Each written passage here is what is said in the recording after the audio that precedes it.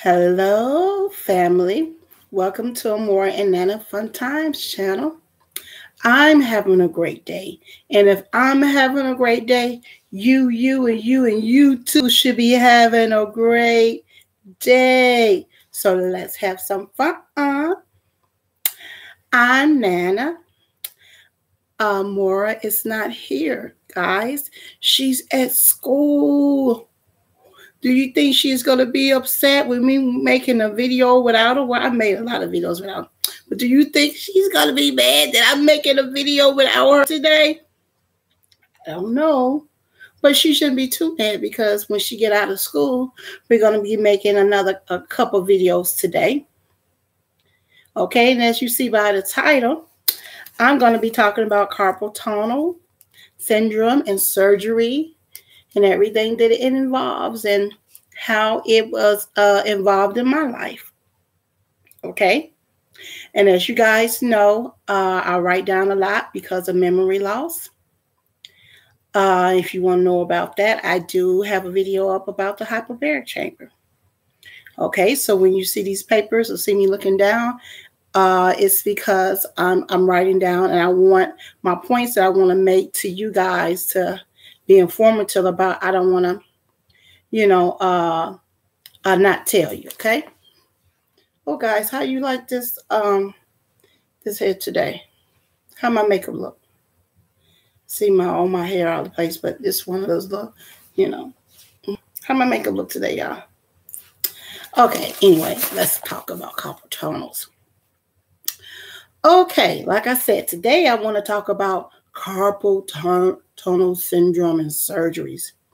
Some of you guys know exactly what I'm talking about because either you had the surgery, or maybe you're going through the process of having it, or you still dealing with a lot of pain now.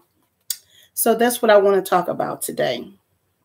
Okay, I want to say carpal tunnel affects the nerves, and carpal tunnel syndrome affects the nerves and the carpal tunnel. The tunnel is made of tendons, bones, and nerves, and tissues that run up our arms and travel to our fingers, our hands, and our palms. And your wrists makes the movement. You would be surprised to hear that carpal tunnels syndrome affects more women than men. Now, what's up with that? How it's going to affect more women than men? So that means more women are working?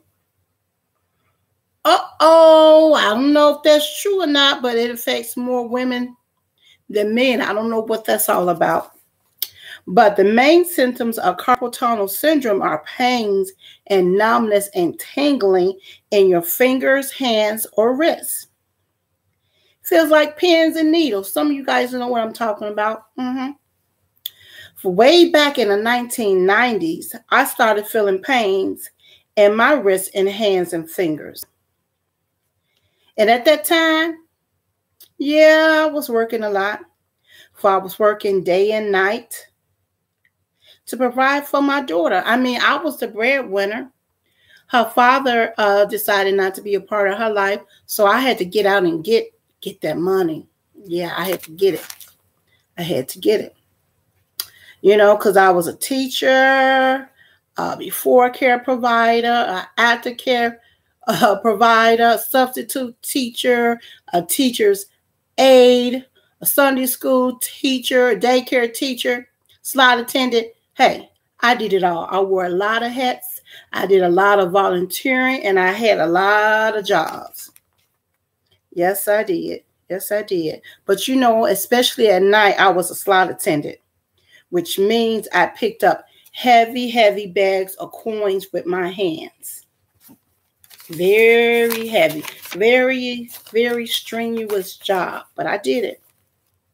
For we had to carry like 3 or 4 bags at a time, and we had to carry them with our hands and then open them with this type of clipper. I did that every day, every night for 5.5 years. I probably still would have been there if I hadn't got ill. But you know, I believe God does everything for a reason. We may not know the reason or may not understand it, but God knows best. You know, and I was doing this repetitive job day and night for 5 years, grabbing the coins with my hands, holding the coins in my hand, you know, clicking the thing, you know, for 8 hours a night, you know, every night. Yeah. And you know what? My fingers and my hands would be cramped up, you know. I would sit in my car and try to uncramp my fingers, you know, when I got off work so I can drive home. So each night was the same repetitive moves over and over and over again. When I got home, I would put cold compresses on them and then fall asleep. I would wake up in a few hours with the towel still on my hands because I only got 2 or 3 hours of sleep because I had to go to the next job or the next volunteering, you know. You know, I had to go with, you know, to my other jobs of volunteering with my hand all cramped up and hurting. You know, but hey, I had to make a living for my daughter. So I just dealt with the pain for a while, for many years. And, you know, I told you guys I have a high tolerance for pain, and I really do. But then my legs started hurting me badly. Then it was at a point where I couldn't get up. So, you know, I had other issues to deal with. So I just put my fingers, hands, and wrists on the back burner, even though they was hurting. You know, but it kept hurting me and getting worse and worse and worse. You know, and at the same time, I was dealing with my legs. Come to find out, I was, you know, diagnosed with a congenital bone disease. And I have that video up as well. So I had to take care of that first before I could, you know, do something about my fingers and hands hurting. Okay, back to the carpal tunnels. For I had them in both hands and wrists and fingers. They were paining me so bad due to my repetitive bag, picking up, carrying, clicking, clicking, pick up, bag, clicking, clicking, clicking, all crammed up. Yeah. Oh, yeah. Yes, I did that. Yes, I did that.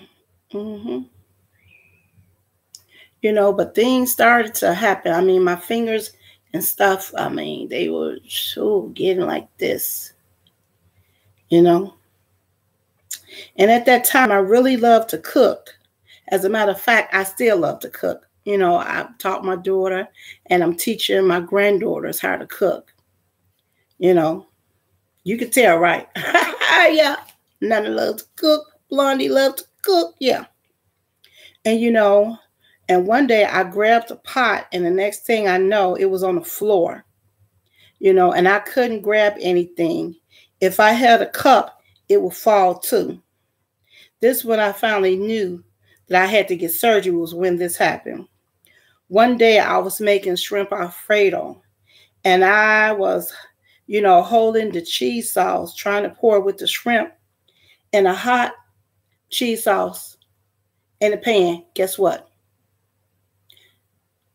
Came out of my hand, splattered all on my thighs and burned my thighs. You know, I was in pain. I was in pain. That's when I knew, hey, it's time, Blondie. It's time. It is time. You can't go through this no longer. So I went and asked one of my friends' doctor about someone doing the surgery. You know, could she recommend the best person to, you know, do the surgery for me? You know, and she told me about a certain doctor. So I called and consulted with him. For he told me he had to do a test first. And I'm like, a test? A test for what? He was like, a test to see how severe the carpal tunnels are in each hand. So I'm like, okay, what is testing like? I mean, what are you trying to say? MRI, CT scan, EKG, what you saying? Then he described the test, and the name of it is a nerve conduction study, and an EMG test, a electrodiagnostic test. Wait a minute. What you mean wait a minute, let me show both eyes. What you mean electrodiagnostic test? I mean, what does that mean? You mean electricity? That's what you, hey, if that's what you said to me. He smiled and said, yes, Blondie. That is the only way that I can tell how bad off your carpal tunnels are. I'm like, oh my goodness. I don't know about this. I was kind of fearful. And I started praying. You know, I'll consult my father about everything. And, he said, Carla, hey, Blondie, you're going to be okay. You done been through stuff. You don't have both your legs amputated. Come on now. No, at this time, I had one leg amputated. You don't have one leg amputated. You can do this electricity. If you could do that and get all those staples and all of the type of stuff, you can do this. Okay, and I said, okay. Then I looked down at the scars on my thighs. They remind me every day. And I said, yeah, I can do this. I can do this. Just like I said, because I've been through amputations, you are strong. Go ahead. So I called him back and set up the electrodiagnostic test. It was scheduled the next day. I'm like, whoa, baby. Okay. I said, okay, guys, Blondie, it's about to get real, real. So I went and scheduled, and they had all kind of needles and gadgets and adaptive and stickers. So many machines to hook Blondie up to. Okay. So they hooked me up and put all this kind of stuff on me and adhesives and fingers and wrists and hands and all this type of stuff on me and said it was very important that I don't move, that I keep perfectly still. This reminds me of the bone marrow test that the doctor lied to me about. I have a video up about something like that. And if you guys want a video up about the bone marrow test, I just went into it briefly on one of my, I think that was my first leg, my left leg amputation. I have that video. I talked about that in that video. So if you guys want to know about the bone marrow test, go right ahead. I might put a video up about that. Let me know in the comments if that's what you want. If you want to know more about that. So I'm like, okay, perfectly still. And the next thing I know, he said, because the machine shocks you and I need a good response. I was like, huh? I was like, oh, okay. So here goes the shocking. Now, you guys know I have a high tolerance of pain. Okay. So they started off shocking. Hey, I was cool. How you doing? I was cool. And he was looking at me. No response. I have a high tolerance for pain. So he said, oh, okay. Let me turn it up. So he turned it up a little bit more. And I'm sitting there like, still, how you doing? Okay. He turned it up a little bit more. I mean, he had the surprised look on his face like, this girl ain't human. What is really going on with her? And the look on his face was priceless, y'all. Family, it was priceless. And it didn't start getting responses until he almost had it up all the way. And I was sitting there, and the thing was going, boom, boom, boom, boom. It was shocking me, y'all. I guess that, that's the response they want you to do, because when they shock you, that's your body's response. And that's, how they find out, through all this, how severe it was. And he was like, oh, okay, now you feeling it. I'm like, yeah, I'm in pain. So as he was doing it, I was praying. And I was praying every time he shocked me. I was praying. And I was praying, and he was shocking, shocking, shocking. I couldn't wait till that test get over. He shocked me so many times. And then he finally finished the test and showed me and discussed with me the test. And he said he had never seen a case my severe. Do you understand me? And both hands, wrists, and fingers. He had never seen a case my severe. He said I needed surgery immediately. He said they don't do both hands at the same time, that they do your less dominant hand first, and then the dominant hand last. He said it takes 6 weeks, to heal from each hand, and that it was an outpatient surgery. I'm like, outpatient? He was like, yeah, unless you have any type of complications, it's outpatient. I'm like, okay. He was like, after the surgery, you could go home a few hours after it's done. So that same week, April 14th, I had my right hand carpal tunnel surgery. And I was talking to the anesthesiologist. He came in there, and I know he was going to put me to sleep and everything. So he came in there, and I was asking him, I was like, he just came in here, hey, and I started putting the stuff. I said, wait a minute. Are you putting me to sleep already and I'm not even in the surgery room? He said, no, I'm not doing that. And I said, okay, well, let me know before you give me this medicine because I want to pray. And he said, okay. And do you know, I'm glad that I started praying when he started messing with the liquid stuff, because he lied to me. He was putting me to sleep while I was in a waiting room instead of letting me know like I told him. Maybe he thought that I was fearful or something, but I wasn't fearful because I had confidence in my Father. So I started praying, and I was telling my daughter, and my granddaughter was there, Amora Michelle at the time. She was there. She was a little girl. She had beads in her hair. I had beaded her hair. So she was swinging her hair. And the doctor was like, you really like your beads? Who did your hair? My Nana. At that time, she's about 2.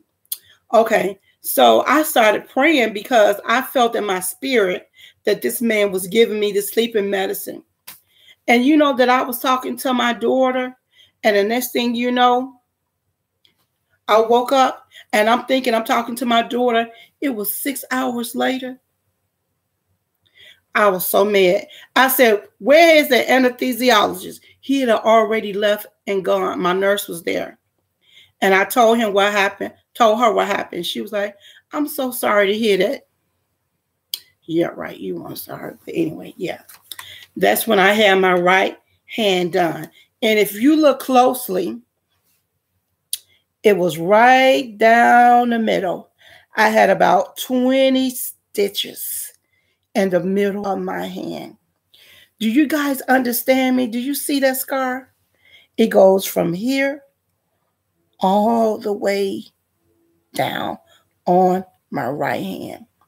I had about 20 stitches. Did they hurt? Oh, yeah. Yeah, they hurt it. They hurt it. And then when I went back 6 weeks later to get them out, oh, yeah, they hurt it real bad too. Real bad. And trying to do stuff around the house, because I'm independent, even though I'm a bilateral amputee, I don't want nobody to feel sorry for me. So I get up and get things done. I cook, I clean, I do my daily activities of daily living. I don't want nobody to feel sorry for me. So by this hand being all bandaged and, messed up, I had my left hand, which is my dominant hand. And I was still doing stuff around the house, even though it was hurting and pain and throbbing and everything. I still did stuff around the house. Okay, that was the right hand. And about 6 weeks later, I had the left hand done. Yeah. I had the, what was that? In May 2014. the end of May, I had the left hand done. But when I had the left hand done, it gave me problems. Now you can still see it here. My left hand, it goes here all the way down there too. You can still see the scar. So I had that in for 6 weeks too. But the day I had surgery, he did the same surgery, but I thought I was going to have the same anesthesiologist, so I can tell him that I didn't appreciate what he did the last time on my right hand. He wasn't there. It was a different anesthesiologist, and I talked to him about it, and he let me know before he put me to sleep, and I really appreciated that. The right hand wasn't a good experience, but the left hand was, due to the people and the nurses and everything. It was the same doctor. And I love that doctor, you know. So I had the left hand done. But after I left, after a couple of hours, it was throbbing so bad. It wasn't like the right. This one was throbbing so bad. And it swole. Even this finger, my, what finger is this? Index finger? Yeah. It had blew up. It had a big, like, pus ball on it, and it was swollen. So I went to the hospital, and they had called the doctor, and I don't know what the doctor said, but this man came with a sterile needle and busted. Oh, it hurt, but all kind of stuff came out of it, all kind of stuff. And my hand was still numb, but the doctor told them the reason it was numb is because to cause less pain, but that it'll go off in a few weeks or whatever. So, okay. But the doctor, when I talked to the doctor, he told me that they should have never busted it. I don't know why, but he said they should have never busted it because it could have caused a bad infection. He said it would have went down by itself. So I thank God that it didn't get infected. Okay, so I went home with another 6 weeks of the left hand, you know, trying to heal for 6 weeks. I had same, you know, 15, 20 stitches down the middle of the palm of my hand.